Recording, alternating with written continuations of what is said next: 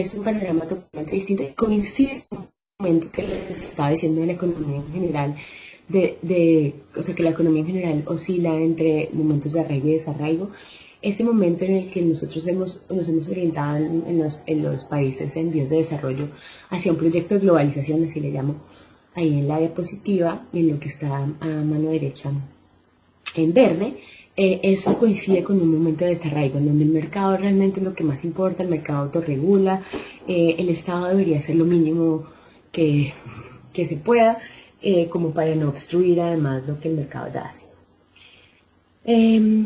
Ahí al final de esa misma diapositiva, a ver que digo que qué pasará ahora, ya llegando, digamos, pasando el 2008 con la crisis financiera, ¿no?, que ha tenido el mundo, pero sobre todo los países en desarrollo, pero con impactos en casi todos los países del mundo. Sí, tal vez estamos presenciando un momento de arraigo que no parece realmente estar llegando, o si vamos a continuar en la misma política de pro comercio, pro exportación. Eso habrá que ver. Entonces ahora sí les sigo contando. Esto es la idea era hacerles un contexto como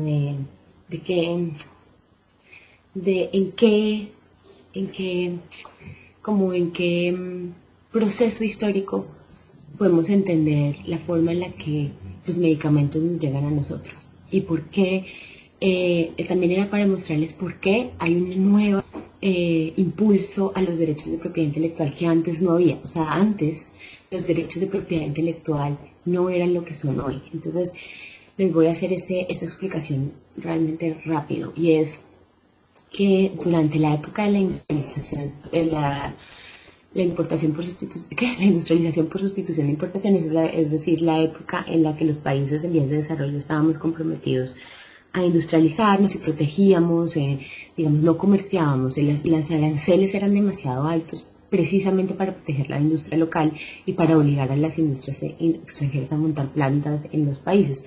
En esa época las patentes, o sea, una de las versiones más importantes de los derechos de propiedad intelectual, porque por las lecturas ya saben que los derechos de propiedad intelectual tienen varias, digamos, versiones. Entonces hay derechos de autor, hay marcas, hay patentes, y cada cual está, digamos, encaminado a proteger una producción intelectual distinta. Entonces los derechos de autor son para música, para libros, para producción digamos, intelectual, individual, sobre todo. Y como creativa, ¿no? Las patentes son mecanismos de protección de derechos industriales, o sea, de innovaciones industriales. Entonces, las patentes, cuando el modelo era proindustrialización, eran usadas como un mecanismo de protección de la industria local, ¿no? Eran usadas como un mecanismo de desarrollo. Entonces, la idea era patentar o premiar más a los locales que a los extranjeros. Entonces, si uno quería que su industria se desarrollara, lo que era bajarle los requisitos para patentar a la industria, a la industria local del país de uno, para que fuera innovadora, para que tuviera más incentivos a innovar y a crear cosas nuevas. Entonces, esa es además, entre otras, una de las razones por las que los derechos de propiedad intelectual son locales. O sea, ustedes no ven una patente global. Eso comienza a plantearse en los años 90. Antes de eso, las patentes eran simplemente en cada país, y todavía es así. O sea, todavía cada industria tiene que presentar su solicitud de patente ante el gobierno de cada país. Por eso es que nosotros estamos viendo en América Latina un incremento, una presión internacional para que nuestras oficinas de patentes se parezcan a las del primer mundo, pero no es como que nos están quitando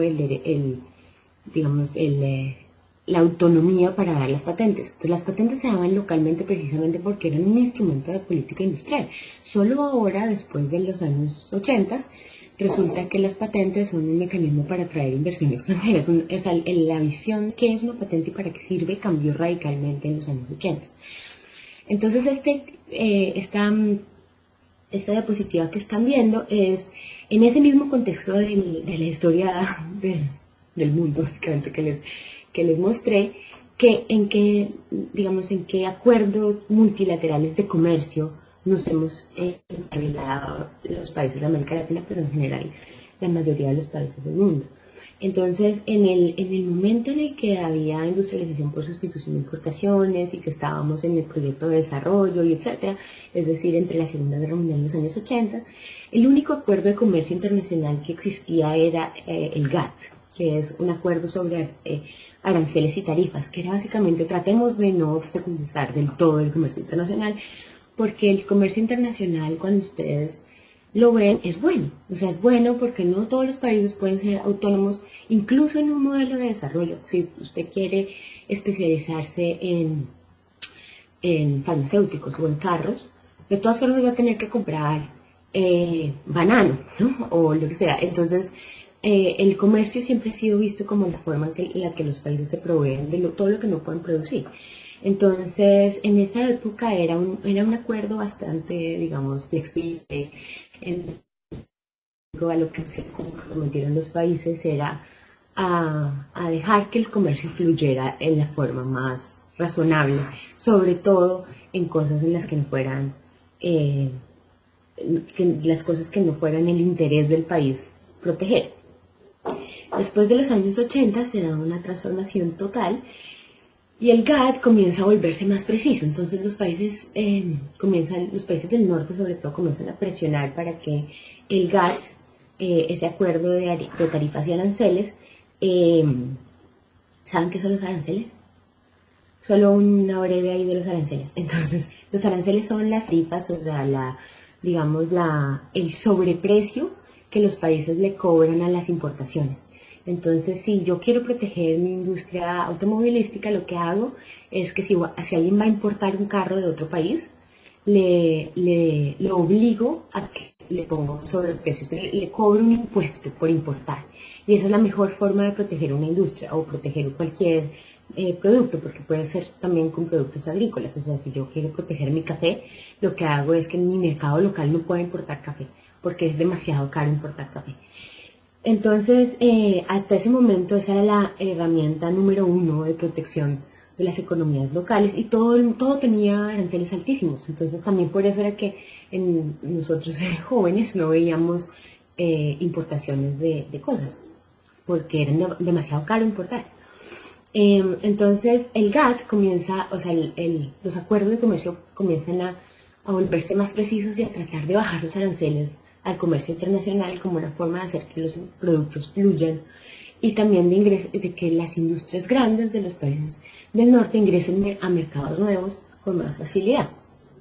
Y en ese mismo intento, después el GATT se volvió obsoleto, o sea, ya no es suficiente ese acuerdo bastante normativo que no tenía más castigo, o sea, si un país incumplía su acuerdo, no había ningún mecanismo para penalizarlo. Entonces ahí es cuando comienza a surgir lo que ya hemos visto, lo que es súper familiar ahora para nosotros. Creo que todos los países de América Latina en los últimos tal vez 5 años ha firmado cuantos acuerdos bilaterales con otros países, con Estados Unidos, con la Unión Europea. O sea, lo que hemos hecho es firmar acuerdos bilaterales de comercio. Esos acuerdos bilaterales de comercio tienen esta historia. Comenzaron siendo unos acuerdos entre todos los países al mismo tiempo, bastante como un compromiso entre amigos, digamos. Y ahora son una cosa totalmente limitante, súper precisa, tratan de, digamos, de